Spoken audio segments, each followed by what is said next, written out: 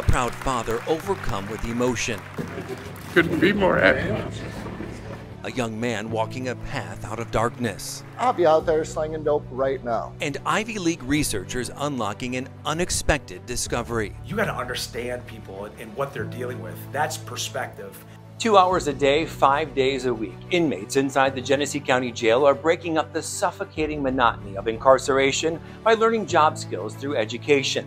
It's not only changing the culture inside the jail, it's making the outside community safer.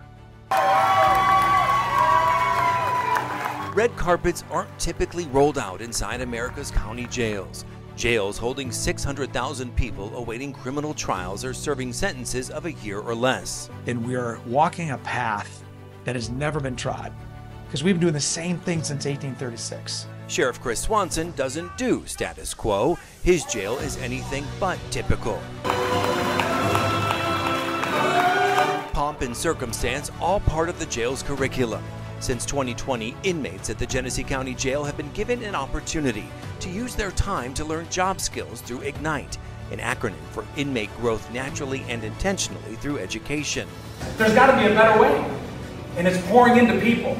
All inmates, no matter the crime, have the opportunity to pick and choose from more than 25 courses. Teach life skills, teach things like hair braiding, CPR, financial literacy, how to cook and eat healthy.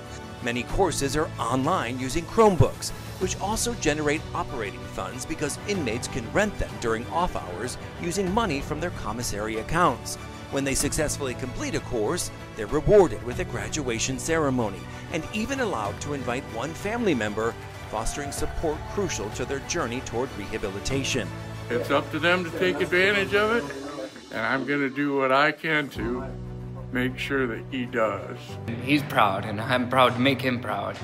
28-year-old Chance Teachout is one of more than 90 who've earned the equivalency of a high school diploma through IGNITE. I was more worried about socializing and drinking than catching a buzz than I was my life, my education, my family. And Teachout says a drinking problem landed him behind bars, charged with aggravated assault. While he's remorseful for the crime, he's grateful for his time in jail. Jail is not the experience I thought it was going to be. I've never really thought I'd be very thankful to be in jail, but it's what you make of it. Went from, taken away from the community and just being not a very great person. Nicholas Villarreal was once in the same boat. He had fallen into a pattern of drugs and crime.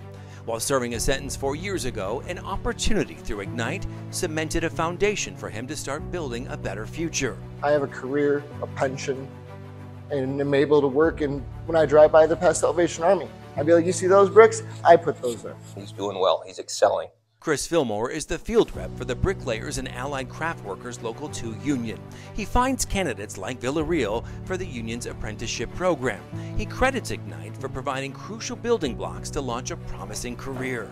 They learn the skills here, basic skills of attendance and listening, and that's what starts the apprenticeship program. So if we can get them into the apprenticeship program from there, if we can get them to the job on site with a good attitude, on time, we can teach them the rest. Even being a military veteran, there's no options.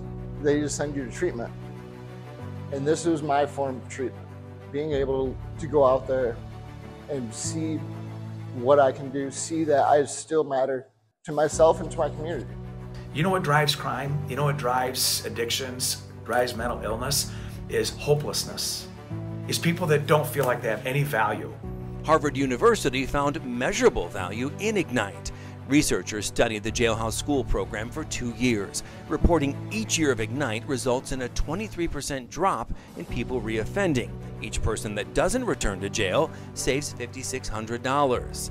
Since the launch of IGNITE 5 years ago, jail overcrowding has declined drastically, so much so that the jail that houses 580 people didn't see 1 day of overcrowding in 2024. You can't change your past, but you can learn from it. But you have complete control over your own future. Former Flint Congressman Dan Kildee helped Swanson secure federal dollars to fund IGNITE when it was just an idea, and says the results prove it was money well spent.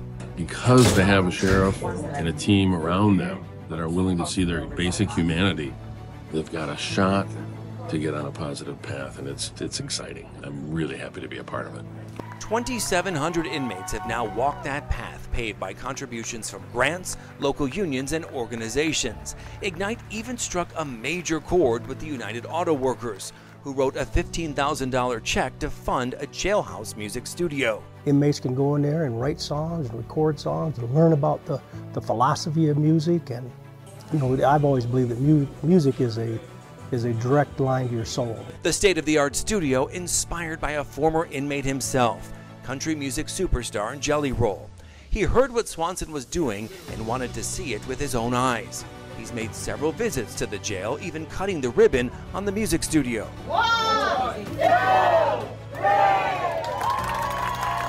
If we get to do it here, and there's other sheriffs already doing it, just imagine every county has a sheriff and every county has a jail. What if they become that arc that people can go to? 23 other sheriffs in 14 different states are doing it. Ignite has been adopted by the National Sheriff's Association, encouraging other departments to start their own program. An added incentive? Harvard says 1 month of Ignite reduces jail misconduct by 49%, helping cultivate a symbiotic relationship between inmates and deputies. This is a real idea that's been validated by those that study it. And Swanson says the real story of Ignite can't be quantified with numbers. It's about giving people pride and hope in what was once considered a hopeless place. I call this place Noah's Ark because it's a place for people to come to get refuge. We take care of everything. I just know that the sheriff's office here has done everything that they can. Made you feel a lot more proud than you expected. If I can do it, I feel like anybody can. It's really not that hard. People come here to know that if I go to the sheriff's office and I see Swanson, I'm going to get help. I don't turn people away.